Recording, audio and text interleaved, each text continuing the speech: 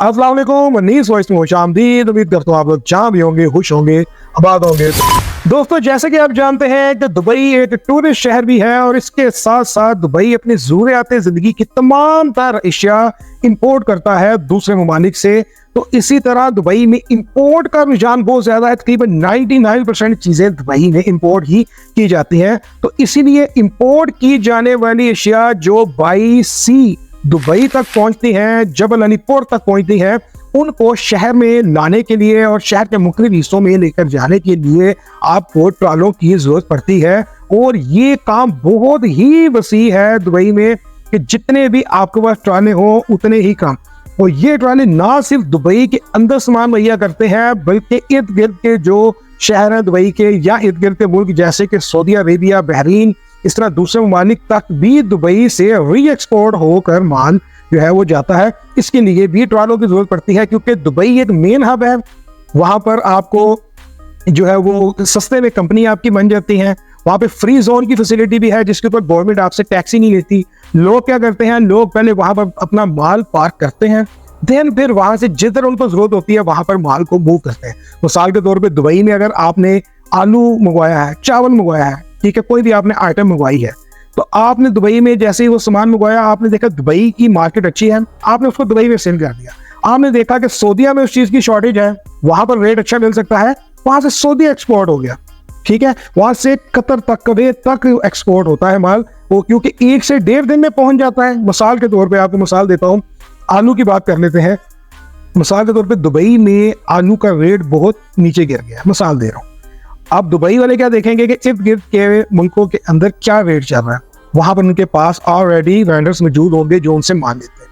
तो वो क्या करते हैं, वो दुबई में माल सेल करने के बजाय वहां से री एक्सपोर्ट करते हैं और सीधा माल चला जाता है सऊदीया, आगे बहरीन, कुवैत, कतर, इन एरियाज में जहां पर अच्छा रेट होता है वहां पर कंटेनर चला जाता है। इस चीज को भी ले जाने के लिए ट्रालों की ही जरूरत पड़ती है। एक तो ट्राला पोर्ट से लेके कंटेनर आपके गोदाम तक आता है, एक अलग चीज है। उसके अलावा जो बाकी ट्राले यूज होते हैं जो दूसरे मुल्कों में माल लेकर जाते हैं, दूसरे शहरों में माल लेकर जाते हैं, वो भी एक अलग चीज है। तो इसलिए ट्राले का काम बहुत ज्यादा है दुबई में। तो आज की वीडियो में हम इसी के ऊपर बात करें।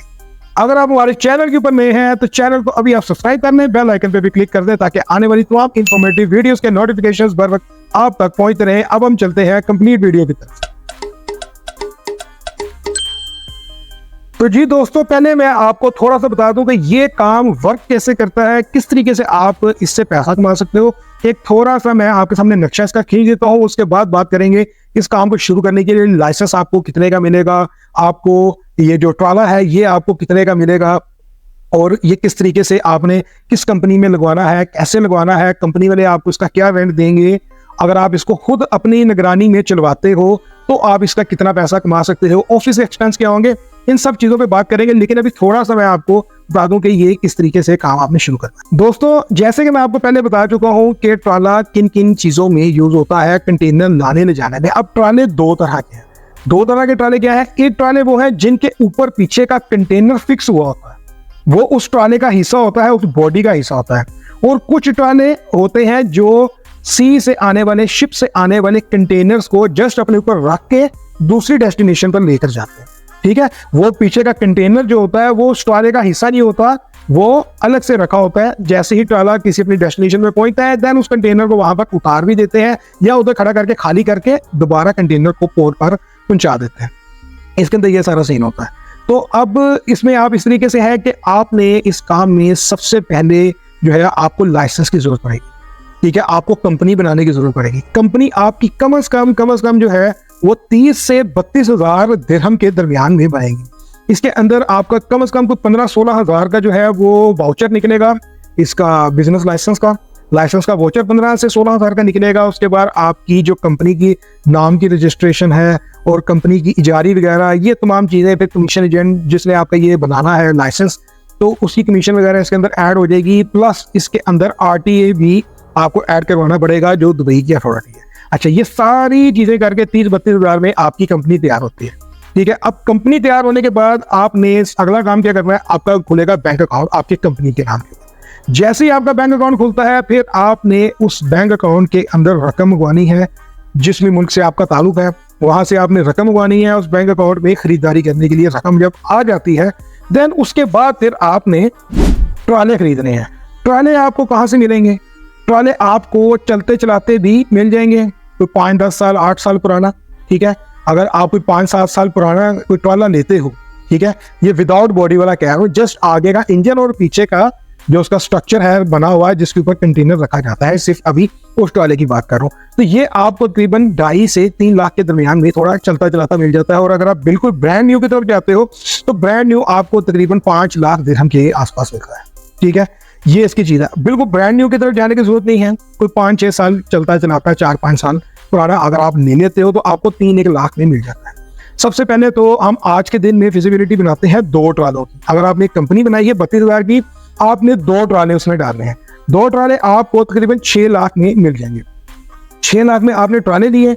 अब उन ट्रालों को चलाने के लिए आपके पास कम से कम एक ड्राइवर की तो आपको जरूरत है, ठीक है। अगर आपका काम डबल शिफ्ट में चलता है, अगर आपका ट्राला एक दिन में 2-2 चक्कर लगाता है तो फिर आपको 2 ड्राइवरों की भी जरूरत होती है, वरना अक्सर एक ड्राइवर से भी आपका काम चल जाता है। तो कम से कम आप एक ड्राइवर अगर रख लेते हो तो कम से कम 3,000 जो है वो सैलरी होती है एक ड्राइवर की, ट्रक ड्राइवर की, ठीक है। 2 ट्रालों के लिए आपको 2 ड्राइवर चाहिए। आपको ड्राइवर अपने मुल्क से लेकर जाने की जरूरत नहीं है, आपको दुबई में ही अच्छे ड्राइवर मिल जाएंगे जिनके पास ऑलरेडी वहां का लाइसेंस होगा। तो लिहाजा इतने मुल्क से बंदा लेकर जाएंगे, 3-4 महीने वो खज्जल होगा, उसको लाइसेंस मिलेगा नहीं मिलेगा वो बात की बात है। उसके वीज़ों के आप पैसे खर्चेंगे, ना आपको वीज़ों के पैसे खर्चने की जरूरत है, ना उसके लाइसेंस बनवाने की जरूरत है। वो बंदा हायर करें जिसका ऑलरेडी वहां पर वीज़ा है ड्राइवर का और उसके पास लाइसेंस है, उस बंदे को हायर करें, वो आपका ट्रक चलाएगा। अब बात होगी, आपकी कंपनी बन गई, आपने अपनी कंपनी के नाम के ऊपर ट्राले खरीद लिए, ठीक है।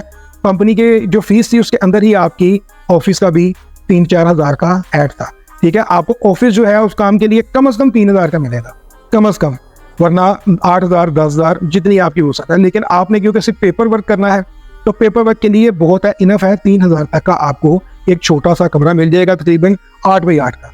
वहां पर आप ऑफिस बनेगा, 3,000 आपका ये खर्चा, 3-3 हज़ार आपके ड्राइवरों का खर्चा, तकरीबन 6,000 और 3,000 9,000 आपका ये खर्चा मंथली जो होना ही होगा, ठीक है। अच्छा, अब आगे बात कर लेते हैं कि अब ड्राइवर आ गए, ट्राले आ गए, कंपनी कंप्लीट है। अब ट्राले चलेंगे तो अर्निंग जनरेट होगी। ट्राले कैसे चलेंगे, किधर से आपको ग्राहक मिलेगा जो आपको कहेगा कि मेरा कंटेनर ले जाओ, ये भी तो एक बहुत बड़ा सवाल है।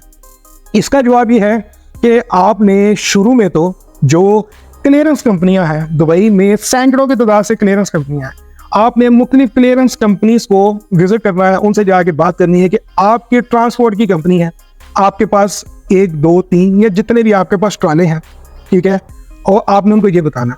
आप उनसे जाके मिलें, मीटिंग करें, उनको बताएं कि मेरे पास ट्राले हैं, मैं आपको सर्विसेज दे सकता हूँ। अब ये जो क्लियरेंस कंपनीज है, ये हज़ारों की तादाद में कंपनीज जो इंपोर्ट करती हैं दुबई में माल, उनके कंटेनर्स हज़ारों की तादाद में ये क्लियर करवाती है। तो जब एक कस्टमर किसी क्लियरेंस कंपनी को बोल रहा होता है कि मेरा कंटेनर पोर्ट से क्लियर करवा दो, तो वो क्लियरेंस कंपनी को ही बोलता है कि तुम मेरा कंटेनर मेरी डेस्टिनेशन पर पहुंचा भी दो।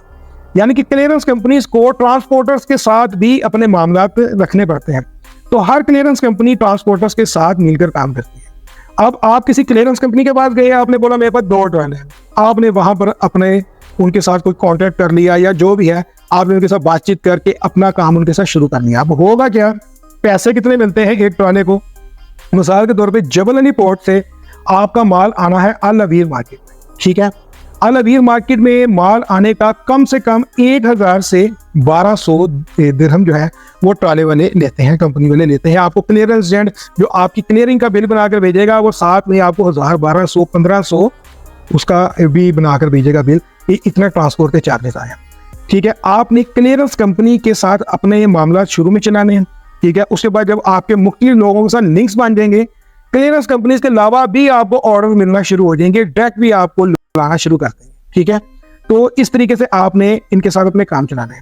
अगर आप समझते हो कि मुझे जो है वो खुद कंपनी रन नहीं करनी, जस्ट मैं एक ट्राला लूँ और उसको किसी कंपनी में लगवा दूँ, उसके लिए भी आपको अपनी कंपनी तो बनानी पड़ेगी, लेकिन मैंने मैनेजमेंट खुद नहीं करनी। तो क्या होगा कि आपने ट्राला अपनी कंपनी के नाम पे खरीदा, देन आपने किसी के साथ कोलैबोरेट करके उसके पास ट्राला लगवा दिया। जो बड़ी क्लियरिंग कंपनी है या दूसरे ट्रांसपोर्ट कंपनीज हैं उनको भी ट्राले वगैरह चाहिए होते हैं किराए पे, वो आपसे आपका ट्राला 10,000 मंथली के ऊपर आराम से ले लेंगे।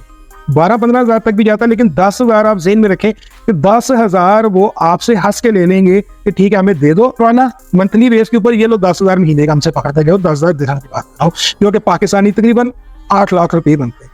तो इस तरह भी आप उसको मैनेज कर सकते हो कि आपने 3-3.5 लाख दिरहम का ट्राला लिया, उसको 10,000 मंथली के ऊपर लगा दिया। अच्छा, अगर आप खुद चलाते हो तो मैंने आपको बोला कि एक ट्राला रोजाना का 1000 से 1200 दिरहम लेकर आता है, लेकिन क्योंकि आप उसको खुद नहीं चला रहे होगे, आप कंपनी के जरिए उसको चलवा रहे होगे, ट्रांसपोर्ट कंपनी आपका मर्ज कर रहे होगे किसी क्लियरेंस वाले के साथ, तो उसमें क्या होता है, क्लियरेंस वाले क्या करते हैं कि क्लियरेंस वाले आपसे निगोशिएट करते हैं कि आप हमें 800 में दे दो पर चक्कर, यानी पोर्ट से लेके माल आपने आलवीर उतारा, देन फिर खाली कंटेनर को आपने उठा के पोर्ट तक छोड़ा, ये आने जाने का जो है वो आपसे निगोशिएट करेंगे कि 900 ले लो, 800 ले लो। अब आपका है मामला कि आप उनसे कहाँ पे इस चीज को तय करते हो, क्योंकि वो कंपनी आगे से जो ले रही है वो 1200 से 1500 ले रही है, ठीक है, अपने क्लाइंट से वो 1200 से 1500 ट्रांसपोर्ट के चार्ज कर रही है।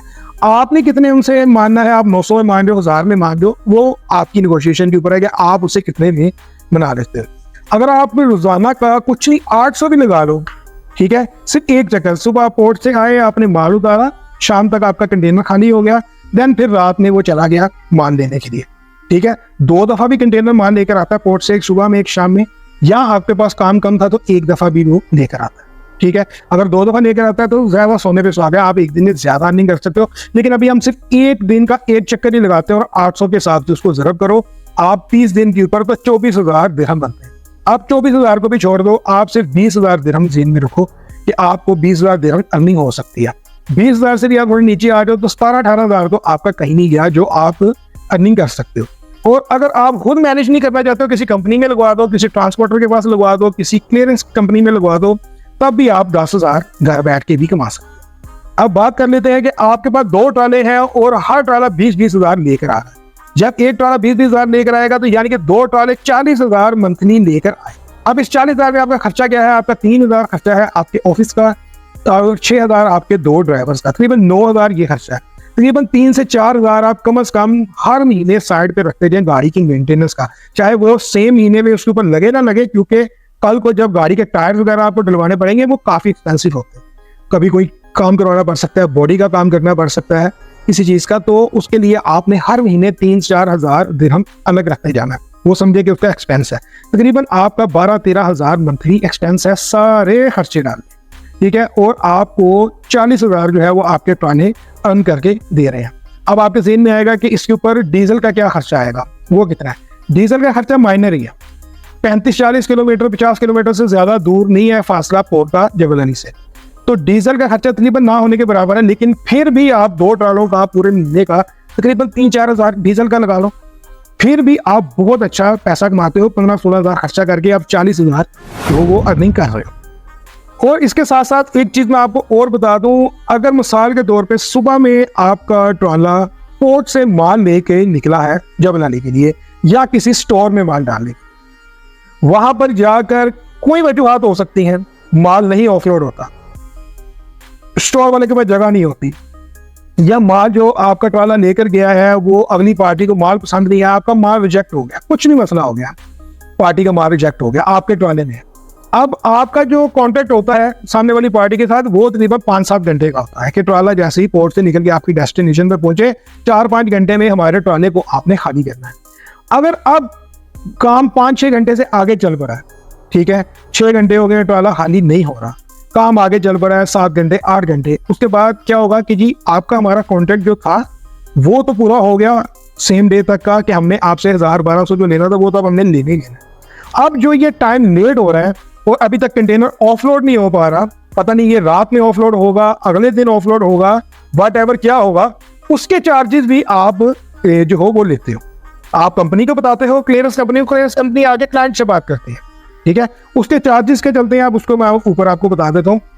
100 दिरहम 1 घंटे का जो है वो चार्जेस चल रहे हैं, 100 दिरहम 1 घंटे के। और जो जनरेटर के चार्जेस हैं, अगर तो आपके पास रीफर कंटेनर है और आप आलू सब्जी इस तरह का काम कर रहे हो तो उसमें जनरेटर चाहिए होता है रीफर को ऑन रखने के लिए, फ्रीजर को ऑन रखने के लिए। तो उस जनरेटर के भी पर घंटे के 50 दिरहम जो है वो चार्जेस होता है और ट्रक के 100 दिरहम, यानी कि 150 दिरहम आप उनको पर घंटे के हिसाब से चार्ज करते हो। अगर 6-7 घंटे में आपका ट्राला खाली नहीं हो रहा 6-7-8 घंटे में, तो देन उसके बाद हर गुजरने वाला घंटा 150 इसके अलावा चार्ज होगा जो आपने उनके साथ तय किया था 1000, 1200, 1500, उसमें अब हर घंटे 100-150 ऐड होता जाएगा। ठीक है, आप उसमें कुछ लेस करके ये भी बोल सकते हो कि चलो ठीक है 100 रुपया घंटा, 150 नहीं मान रहा, 120 रुपया, 100 रुपया घंटा, कहीं पे भी आप उस चीज़ को मानते हो। तो अगर आप 10-15 घंटे अगर आपका ट्राला फालतू पड़ा रहा है तो वो आपके ज़हन में ये नहीं आना चाहिए कि मेरा तो एक दिन का नुकसान हो गया, मैंने तो इतने में चक्कर लगा लेना था, फलान नहीं। आपको खड़े हुए ट्राले के भी पैसे मिल रहे हैं और जो वो आपका टाइम यूज कर रहे हैं उसका वो आपको पे करेंगे। दोस्तों अब बात कर लेते हैं कि आपने लाइसेंस जो है वो कहाँ से बनवाना है, कैसे बनवाना है। आप दुबई का खुद विजिट करें, वहां पर आपको कितने ही टाइपिंग सेंटर्स मिल जाएंगे जो ये लाइसेंस बनवाने का काम करते हैं। तो आप वहां पर जाकर किसी अच्छे टाइपिंग सेंटर से जिसकी अच्छी रैपो हो उनसे जाके मिलें, उनको बताएं कि आप किस मुल्क से आए हो, आप यहाँ पर क्या काम करना चाहते हो, उसका लाइसेंस बनवाना चाहते हो। उसको बोलो मुझे A to Z हर चीज का अलग अलग बिल बताओ कि किस चीज के ऊपर कितने कितने पैसे लगेंगे, कितने कितने दिन लगेंगे, कितने दिन का टोटल प्रोसेस होगा। ठीक है, एक टिप मैं आपको देता जा रहा हूं, कंपनी बनवाने के लिए आपका दुबई में खुद जाना जरूरी है। उस सूरत में अगर आप कभी भी दुबई नहीं गए हुए, आप जिंदगी में अगर कभी भी दुबई गए हो, चाहे टूर के लिए गए हो या वाया कभी कहीं से आते हुए रास्ते में दुबई में आप रुके हो, जहाज से आप उतरे हो और दूसरे जहाज में बैठ के कहीं दूसरी डेस्टिनेशन पे गए हो, पर एक दफा आपकी एंट्री होनी जरूरी है। अगर तो आपकी कभी इस तरह की एंट्री हुई है तो फिर तो आप पाकिस्तान में बैठ के भी किसी, अगर आपके कुछ जानने वाला टाइपिंग सेंटर वाला है जो आपको लाइसेंस बना दे, तो आप उससे पाकिस्तान में बैठ के भी लाइसेंस बनवा सकते हो। पाकिस्तान से भी आप उसको थोड़े थोड़े पैसे भिजवा सकते हो हर चीज़ के, और वो आपको साथ साथ उसके बिल भिजवाता जाएगा। आप पाकिस्तान से बैठ के भी बनवा सकते हो। और अगर आप कभी दुबई नहीं गए हो, ठीक है, आपकी एंट्री दुबई में नहीं हुई है, तो अगर आपको फिर भी कोई आदमी बोलता है कि आप पाकिस्तान में बैठ के दुबई में लाइसेंस बनवा सकते हो, तो वो आपसे झूठ बोल रहा है। क्योंकि आपको लाइसेंस बनवाने के लिए दुबई में एक दफा आपकी एंट्री होना जरूरी है, तब ही आपका वीजा लगेगा। जो पक्का वीजा आपका लगना है ना, वो आपका पक्का वीजा तभी लगेगा और लाइसेंस का प्रोसेस भी तभी स्टार्ट होगा जब आपकी एक दफा वहां पर एंट्री हो। चाहे आप खुद उसको विजिट वीजे के ऊपर जाके करवा लें, मल्टीपल वीजे के ऊपर चले जाएं, कैसे भी चले जाएं, लेकिन वहां पर आपका जाना जरूरी है लाइसेंस बनवाने के। दोस्तों उम्मीद करता हूं आपको आज की मेरी वीडियो अच्छी लगी होगी। अगर आपको इस तरह की मजीद इंफॉर्मेटिव वीडियोस देखनी है तो आप हमारे चैनल को सब्सक्राइब कर लें, बेल आइकन पर भी क्लिक कर दें ताकि आने वाली तमाम इंफॉर्मेटिव वीडियोस के नोटिफिकेशंस बर वक्त आप तक पहुंचते रहे। मुझे दें इजाजत, अल्लाह हाफिज।